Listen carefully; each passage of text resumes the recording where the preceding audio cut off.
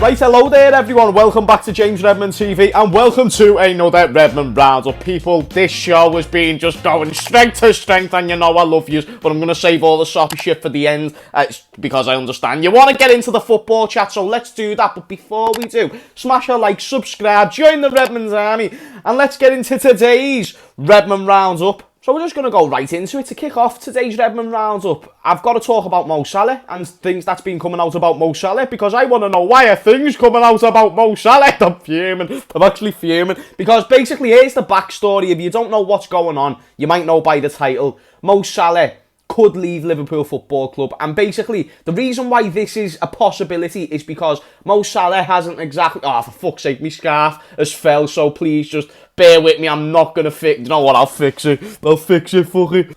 Right, there we go. If it stays, it stays. If it doesn't, it doesn't. That being said, what I was saying was basically the reason why it's still a possibility that Mo Salah isn't definitely going to be a Liverpool player, at least probably next season before the foreseeable future, is because when he was asked about going to Real Madrid or Barcelona, let's just say he didn't exactly rule it out. He said maybe one day. And listen, that's fine, because let's be honest, no football player, and in fact no one, whatever profession you may do, whatever you work as, no one can guarantee the future. No one can guarantee what they're going to be doing in 5 years' time. So I understand when you're asked that question, the truthful answer, if you're not a lie detector test, is I do not know. So why are you asking me this frickin' question, you horrible bastard? But when you know how the media PR works and when you know how important media actually is when it comes to certain transfers, and, you know, let's even compare it to the Coutinho-Sterling situation, for example. The reason why I bring that up is because it's actually a very good comparison.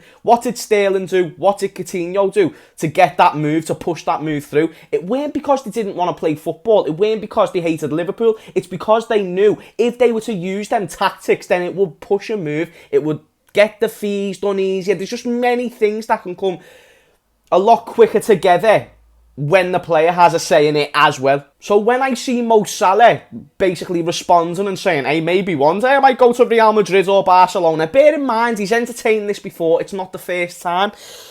You know, if you do it once, then what's the saying? If you do it once, then you fool me. Do it twice, then fool you. You know what I'm trying to say. Basically, when he said it the first time, I thought, could have been a slip up. Might not be much substance to it. Maybe it's a little negotiation thing to get a new contract. 2 weeks later, he then comes out and says, no, my future's with Liverpool Football Club. No doubt about it. We'll be sweet. We'll be all gravy, mate.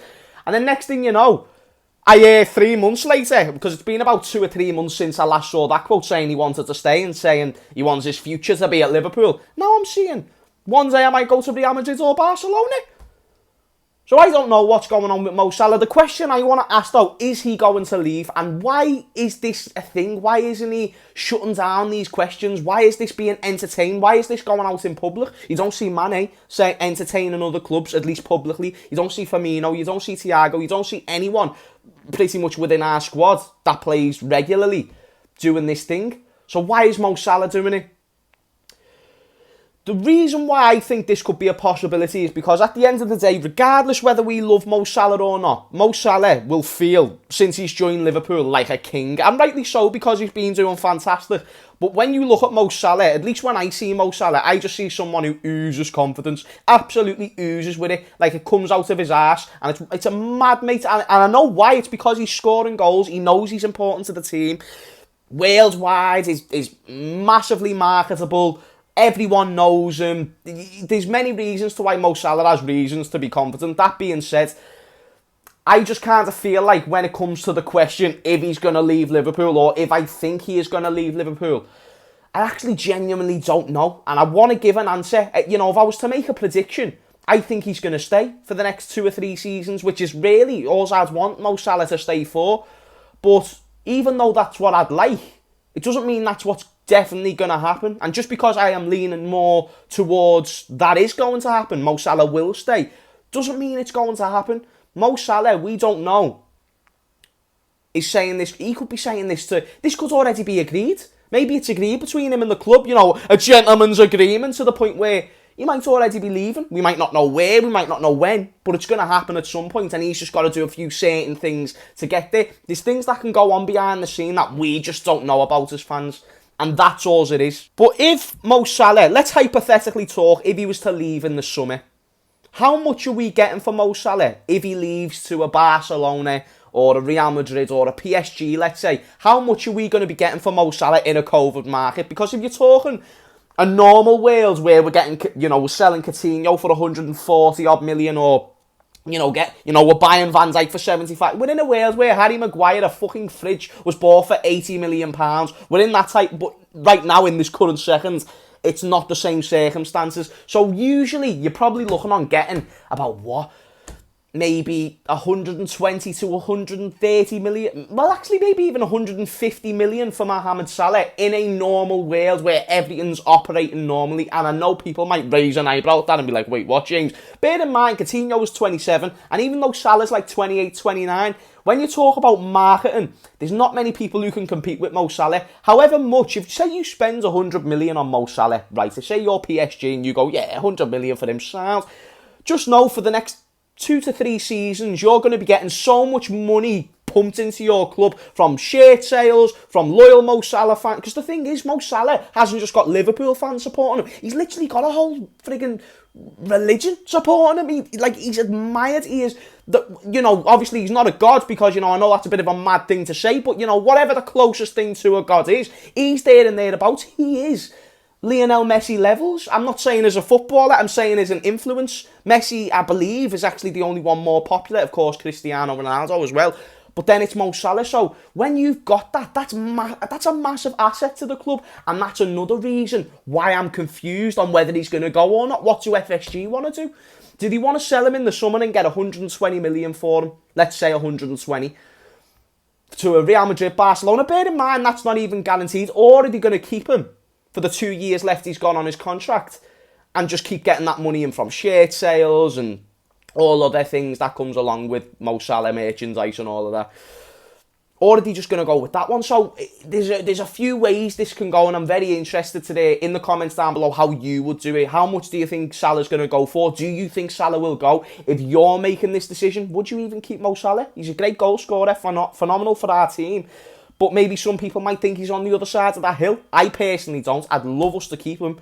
But this is one to keep an eye on, people. And to be honest with you, it's a head scratcher. So I'm interested to hear what you've got to say in the comments down below. Right now, this just in. Adrian is going to be leaving as a free agent at the end of the season. I mean, not really unbelievable scenes. It's actually unsurprising scenes. But, I was actually thinking, when is Adrian going to leave at one point? But you know what, though? I actually just want to take a minute to appreciate Adrian with this news coming out. And again, all I'm seeing is a few reports saying he could leave as a free agent. It's most likely going to happen. And if it does happen, I just want to take a moment of appreciation for my man Adrian. Listen, is he shit? Yes, dog shit. Listen, literally, I've stood in shit that are better than Adrian. That being said, he won us a Super Cup on his debut. Adrian! Don't forget the Rocky memes. Adrian! When he won that penalty shootout for us, man. Come on. I mean, has his career been riddled with shit? Yes. But he has also won a Premier League, he's won a Super Cup, and he's had some part to play in that. And it weren't easy for him. Adrian was never supposed to come in and play as many games of football as he did. He was simply supposed to be an understudy for what is, in my opinion, the best goalkeeper in the world in Alisson Becker. And when he did step in, he done the best job he possibly could. You can't ask for more than that. Now he's going to be leaving for free again. So again, no one's going to have bought Adrian in his football career, in case you don't know. He's never been bought for a transfer fee. And I just thought it was worth a shout out in case, one, you didn't know the news, and also two, people don't like Adrian, but I feel like we should, you know what I mean? He's put his all in for the club. To some extent will be remembered. Listen, mate, Adrian, big up yourself, man. And then when we talk about people going and the end of an era, let's talk about Sergio Aguero leaving Manchester City at the end of the season, confirmed by the club, confirmed by the player. The destination is unknown from my knowledge. Things of what's going to actually happen is unknown from my knowledge. That being said, it looks like Sergio Aguero isn't only going to be leaving Manchester City, but he's going to be leaving the Premier League. Now, what does that mean? It means that era that we had of, first off, it was like Paul Scholes, Frank Lampard, Steven Gerrard. Then that went, and then we moved into the Eden Hazard, David Silva, Aguero era, and now that's gone, because all them players are fucked off as well. Do you get what I mean? That type of a crop. It's just making me realise, now that Aguero's gone, we well and truly are at the end of an era when it comes to the past decades of football that we've just saw. It was kind of like, you know, when you think about 2010 or even 2011 when City won the league just over United, Aguero was there, and he weren't just there. He was the main man. He was the star. He's literally one of the, you know, anyone who doesn't say Aguero is one of the best strikers in Premier League history is absurd. And it's one of them things you only need to watch him. But let's even, you know, for stat merchants, let's talk about, I think he scored like 55 goals against the top 6 teams. Just light work. And I know he hasn't won the Champions League, but that's a team effort. You know, City, let's look back to the Tottenham game where he got knocked out of that. He didn't have a problem with scoring goals. It was the other end of the pitch. He could still win it this season as well, which I believe City need to do. You know, in terms of football storylines, City need to win that Champions League for Sergio Aguero. And if anyone deserves a quadruple in their last year of the Premier League, it's most certainly Sergio Aguero. And I believe that will add an influence in the conversation of who is the greatest striker to grace the Premier League. And in terms of foreign exports, I think you're probably looking at Sergio Aguero maybe being the best. There and thereabouts. Salah has a shout, Thierry Henry has a shout. There's many who have a shout, but Sergio Aguero, regardless who you think it is, deserves to be in that conversation. Where will he go? I would like to know in the comments down below where you think he's going to go. I mean, I've heard Barcelona, which I suppose would be alright for the fact it's Barcelona, but other than the fact that it's Barcelona, it's not the same Barcelona. There's a chance he's not going to be playing with a Lionel Messi whose contract is running out. Maybe if they bring in Aguero, maybe Messi will stay. We don't know. I believe even Aguero Messi, or Aguero's son, is like Messi's godfather. And I don't know what it is, but there's something in that realm where they're somehow related. But regardless of relations and whatnot, I still believe that this is just a bit far-fetched for him maybe to go there and expect to, or don't even want to go there, because I just think this season or next season, Barcelona won't be the same proposition that it has been over the past few years, let's say. I feel like we've saw Barcelona going on a downhill spiral. So if he's not going to go there, where is he going to go? I don't know. Let me know what you think in the comments down below. But shout out to a man like Sergio Aguero, man. Absolute legend. And then to do kind of like a news roundup before we end the show, Shaqiri, Gini and Diogo Jota all scored for their national teams over the break. I mean, Diogo Jota scored in 2 separate games, so they're on fire. Great to know as a Liverpool fan, with the fact we've got 3 massive games coming up when we come back. Well, actually come back on Saturday. Got Arsenal, then we've got Madrid. I believe we'll have another game in between that, and then Real Madrid again. Therefore, we're going to need our squad depth and everyone within our squad firing on all cylinders. So it's good to see that they're getting goals for the national team, which can hopefully build a little bit of confidence. In other news, Daniel Agger becomes a manager of Koge, a Danish side. I don't know where they are. I don't know how good they are. You know what? Let's have a look. Let's actually have a look how good Koge are. So they're in the Danish league. I believe the first division. Let's hope so. But listen, one thing I like about this, they don't seem to be a massive club. So, they're in relegation at the moment. Right, they actually might not be in the first division. And you know what? I don't have a fucking clue. But he manages a team called Koge. And do you know what? Whatever Daniel Agger does, I want him to do well in. So, you know, he could be a manager, he could be a stripper, he could be anything. I'd want him to smash it, mate. So, Daniel Agger, big up your damn self. But before I do end this video, that's the news out the way. And obviously, you'll know I didn't want to start the video because I've already put things out on my platforms and whatnot, and obviously I know people come here for laughs, but at the end of this, it would be wrong of me to not bring up, obviously, the passing of Claude from AFTV that occurred yesterday. And it's just, I mean, I didn't have the pleasure of knowing the man that well, you see. I never met him in person. I don't even think we've ever spoke on socials, to be fair. We followed each other on Instagram, I believe. I don't know about Twitter, but we followed each other on Instagram. But we'd never done a collab or anything like that, man. And, you know, from what I've heard, just a proper gentleman. And it'd be wrong of me if someone who's in this sort of fan scene to not bring up about what is one of the pioneers and absolute legends of this fan channel thing. Do you get what I'm saying? Claude's massive, man, and he's brought me a lot of laughs over the years, and they won't go unnoticed. Of course, a lot needs to be looked into when it comes to celebrating people. You know, it's a shame that we just celebrate them when they seem to go.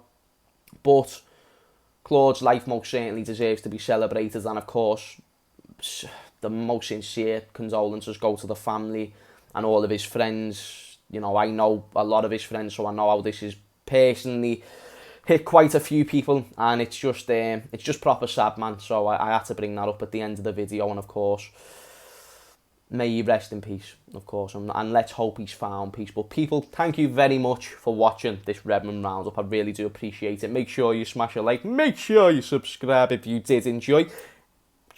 Become a member of the Redmond's Army if you so wish. Thank you for watching, and I will see you all later. Peace out.